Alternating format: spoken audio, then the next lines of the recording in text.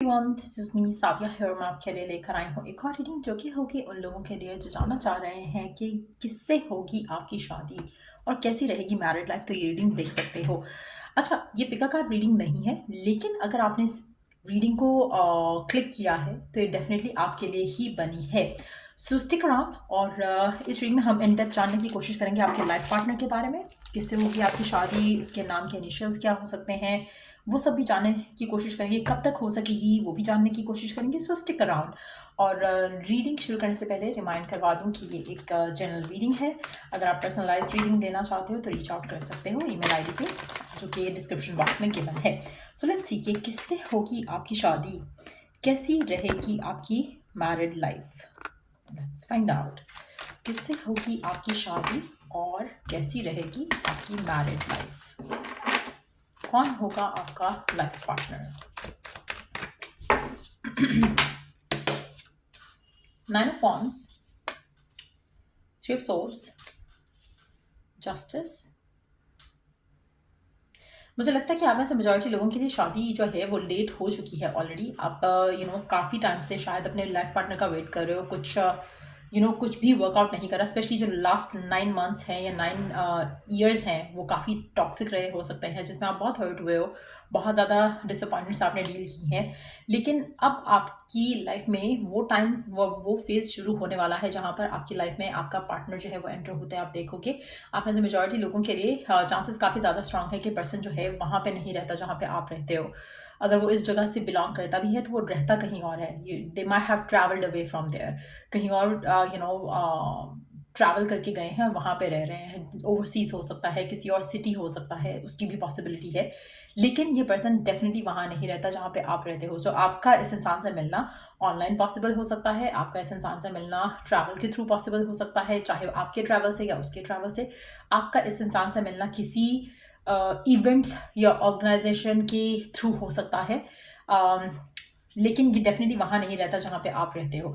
आप में से मेजॉरिटी लोगों के लिए मुझे लगता है कि ये पर्सन भी और इस पर्सन की जर्नी आपके जैसी ही रही होगी, और आई एम श्योर कि उसको भी कोई यही बता रहा होगा कि तुम्हारा पार्टनर यहाँ नहीं है जहाँ पे तुम रहते हो। सो कहीं ना कहीं आपकी मुलाकात इस इंसान से वहीं होगी जहाँ पे आप हो।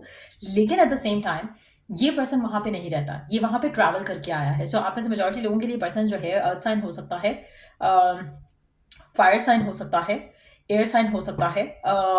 वाटर साइन यहाँ पे मुझे नहीं दिख रहा है। सो मे बी आप वाटर साइन हो, या इस इंसान की जो एनर्जीज हैं वो एटलीस्ट वाटर साइन से कनेक्टेड नहीं लग रही हैं। पर्सन काफ़ी मटेरियलिस्टिक भी हो सकता है, काफ़ी फाइनेंशियली एक क्रेविंग हो सकती है इस इंसान को अपने आप को इम्प्रूव करने की, अपने आप को बेटर करने की, अपने लाइफ को बदलने की, पैसा कमाने की। शायद इसकी एक हंगर हो इसके अंदर, वो भी एक पॉसिबिलिटी है। आप में से मेजॉरिटी लोगों के लिए मुझे लगता है कि इसकी ज़िंदगी में इमोशनल फुलफिलमेंट जो है वो इसने एक्सपीरियंस नहीं की है, स्पेशली इन रीसेंट टाइम्स की अगर हम बात करें। तो जैसे आप अपनी लाइफ में एक लाइफ पार्टनर का इंतजार कर रहे हो, आप चाहते हो कि आपकी लाइफ में लाइफ पार्टनर आए, इसी तरह से ये पर्सन भी इंतजार कर रहे हैं। मुझे लगता है कि इसके आसपास लोग हैं, लेकिन जिस तरह के लोग इसके आसपास हैं इसको उस तरह का पर्सन नहीं चाहिए। ये पर्सन अपनी लाइफ में बहुत ज़्यादा लोनली फील करता है, इमोशनली अनस्टेबल फील करता है, क्योंकि इसको लगता है कि इसकी इमोशनल फुलफिलमेंट जो इसको अपनी लव लाइफ में डिज़ायर है वो इसको कहीं दिख नहीं रही है, कहीं मिल नहीं रही है। चांसेस काफ़ी ज़्यादा स्ट्रांग है कि आपकी मुलाकात इस इंसान से किसी पार्टी में हो, किसी गेट टुगेदर में हो, और वहाँ पर आप दोनों एक दूसरे को देखो और आप एक दूसरे को जानने की कोशिश करो, चाहे डायरेक्ट भी या फिर चाहे फैमिली या फ्रेंड्स के थ्रू। सो चांसेस काफ़ी ज़्यादा है कि आपका इंट्रैक्शन होगा इस इंसान के साथ थ्रू या तो फ्रेंड्स या फिर थ्रू फैमिली। डायरेक्ट भी हो सकता है, लेकिन हो सकता है कि इसके जो फादर फिगर हैं वो आप दोनों को इंट्रोड्यूस कराए, या कोई मेल फिगर हो सकता है जो आप दोनों को इंट्रोड्यूस कराए इस इंसान से। सो ऐसा लग रहा है कि जैसे ये पर्सन आपकी ज़िंदगी में शादी के प्रपोजल के थ्रू आएगा, या फिर एक लव मैरिज जैसी सिचुएशन नहीं लग रही है। यहाँ पर ऐसा लग रहा है कि आप भी एक स्पेसिफिक टाइप का पर्सन ढूंढ रहे हो, ये भी एक स्पेसिफिक टाइप का पर्सन ढूंढ रहे हैं, और जब आपकी बात होगी इस इंसान से वो शादी की पर्पज से ही होगी। सो रिलेशनशिप नहीं बनेगा आपका इस इंसान के साथ। आपकी या तो बात होगी 1-2 दिन, या डायरेक्ट बात होगी या फिर फैमिलीज़ के थ्रू होगी और उसके बाद आपका रिश्ता पक्का होगा इस इंसान के साथ। तो लव मैरिज डेफिनेटली ये नहीं है, अरेंज मैरिज है, लेकिन काफ़ी हद तक आपका जो इनपुट है वो रहेगा कि आपको पसंद है ये पर्सन या नहीं, तो उसके बाद ही डिसीजन लिया जाएगा। लेकिन आप इस इंसान के साथ बहुत ज़्यादा खुश रहोगे, कहीं ना कहीं आपकी ज़िंदगी में जो इम्बैलेंस है वो इस इंसान के आने के बाद पूरा हो जाएगा। Let's see more about this person. और क्या जान सकते हैं हम इस पर्सन के बारे में, इसके नेचर, इसके फीचर्स के बारे में क्या हम फर्दर जान सकते हैं इस इंसान के बारे में जिससे आपकी शादी होगी। लेट्स सी, जिस भी स्पेसिफिक समवन से आपकी शादी हो रही है और फर्दर हम क्या जान सकते हैं इसके नेचर या फीचर्स के बारे में।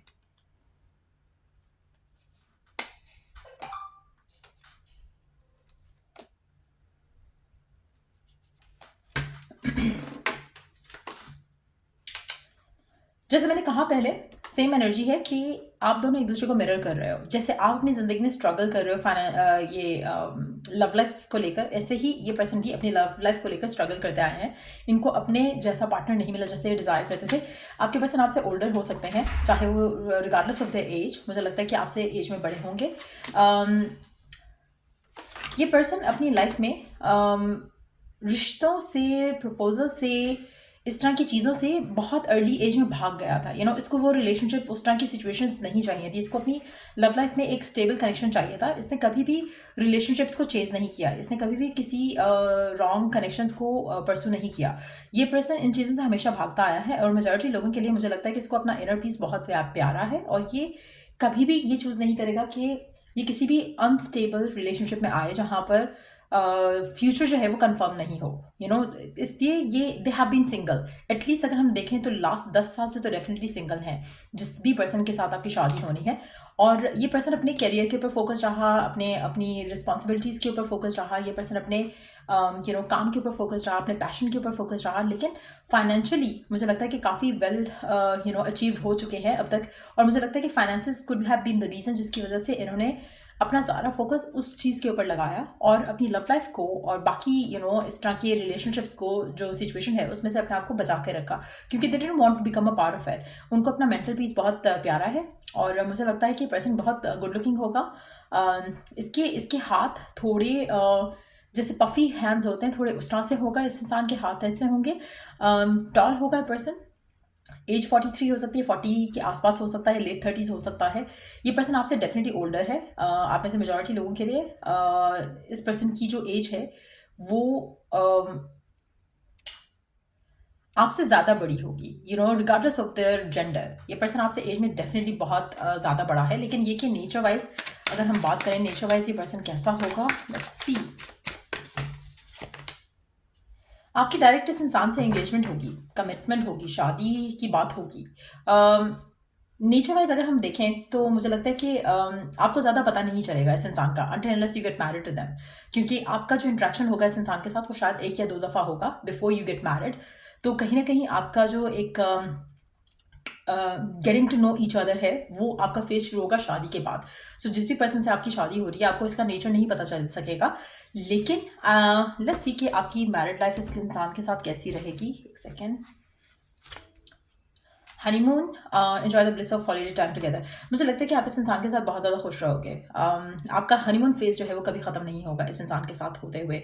आप हमेशा कोई ना कोई रोमांटिक गेट अवे करते रहोगे, कहीं ना कहीं रोमांटिकली अपने आप को किसी ना किसी जगह में ट्रैवल करते रहोगे। इस इंसान को ट्रैवल हो सकता है बहुत पसंद हो, तो आप कहीं ना कहीं अपने रिलेशनशिप को उस जगह लेकर जाओगे जहाँ पर आप दोनों एक दूसरे के साथ बहुत ज़्यादा खुश होगे। इवन दो हो सकता है कि आपके खुद के भी पहले रिलेशनशिप्स रहे हों, इस इंसान के भी पहले रिलेशनशिप्स रहे हों, लेकिन ये जो कनेक्शन आप दोनों बिल्ड करोगे शादी के बाद, मुझे लगता है कि ये बहुत ज़्यादा मैजिकल होगा और आपको ज़रा भी अफसोस नहीं होगा किसी भी एंगल से इस कनेक्शन को हाँ कहने से, एक दूसरे को हाँ कहने से। तो आपका रिलेशनशिप बहुत स्मूथली जो है वो आगे बढ़ेगा। लेट्स सी चार्म्स क्या ऐड करते हैं आपकी। अच्छा, पहले ये देख लेते हैं कि कब तक होगी आपकी शादी, क्या टाइमिंग्स दिखते हैं। लेट्स सी कब तक होगी आपकी शादी इस इंसान से, या कब तक मिलोगे आप इस इंसान से, कब तक होगी आपकी शादी और कब तक मिल सकोगे आप इस पर्सन से,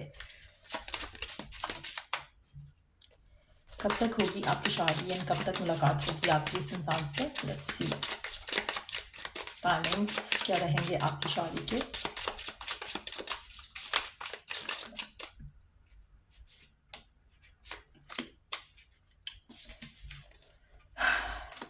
टाइमिंग्स आपको नहीं बताए जा रहे, सो दैट मीन्स कि शादी होगी ज़रूर, लेकिन टाइमिंग क्या रहेंगे वो आपको डिवाइन नहीं बताना चाहता। अंडरनीथ द डेक देख लेते हैं जल्दी से। Most likely it's gonna be happening out of nowhere, sudden होगा, आपको कुछ दिख नहीं रहा होगा, अचानक से it's gonna happen and it's gonna be like so real.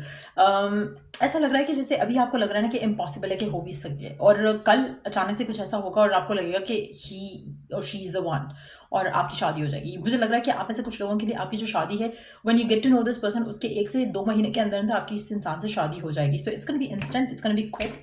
सो अगर आप किसी भी ऐसे स्पेसिफिक समवन के साथ हो जिसके साथ काफ़ी टाइम से हो लेकिन आपका कुछ आगे नहीं चला रिलेशनशिप, आपकी शादी उस इंसान से नहीं हो रही है, क्योंकि ये इंसान है जिससे आपकी शादी हो रही है, and this person is gonna enter in your life, and with in 2 months time maximum आपकी इस इंसान से शादी हो जाएगी। It's gonna B so quick. आपकी आपकी सोच से भी ज़्यादा जल्दी चीज़ें जो हैं वो वर्कआउट होंगी इस कनेक्शन को लेकर। और लेट्स सी, चार्म्स देख लेते हैं जल्दी से कि चार्म्स क्या ऐड करते हैं आपके जिस भी पर्सन से शादी होगी उस पर्सन के हवाले से। क्या है चार्म्स का कहना?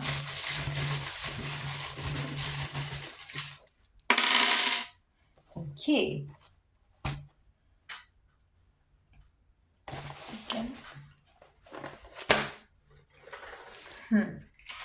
सो पहले कार्ड्स देख लेते हैं।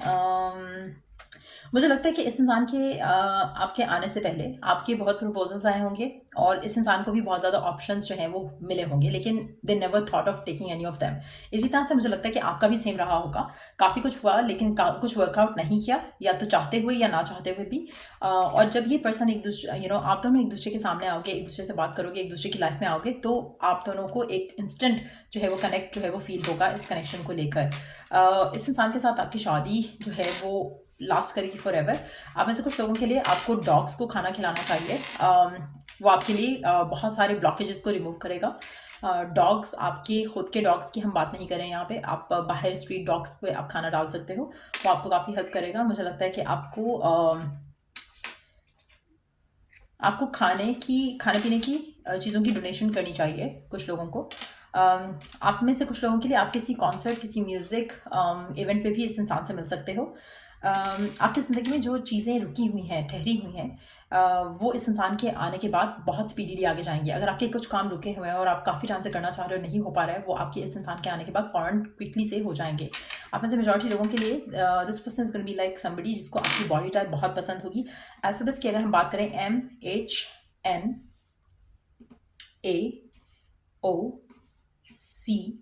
आई डोंट नो सी और जी, क्योंकि इसमें ऐसा है, मुझे नहीं पता कि इसका जी कैसा है, बट सी और जी ले लेते हैं। मैक्स XXNBQ,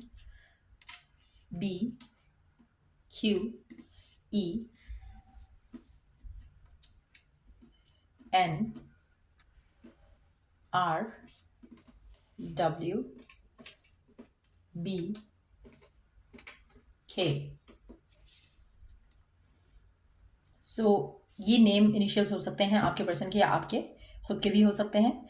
और मुझे लगता है कि आपका कनेक्शन बहुत स्पीडली आगे जाएगा, और जब आपका रिलेशनशिप बंधेगा इस इंसान के साथ, वो ऐसा एक दूसरे के साथ आप दोनों क्लिक करोगे कि आप दोनों को कोई भी एक दूसरे से जुदा नहीं कर पाएगा। सो या ये थी रीडिंग आप लोगों की। अगर आपको इस रीडिंग से हेल्प मिला हो, गाइडेंस मिली हो, लाइक शेयर सब्सक्राइब जरूर किया करो। और चलिए नेक्स्ट रीडिंग आप लोगों के लिए। Take care, bye.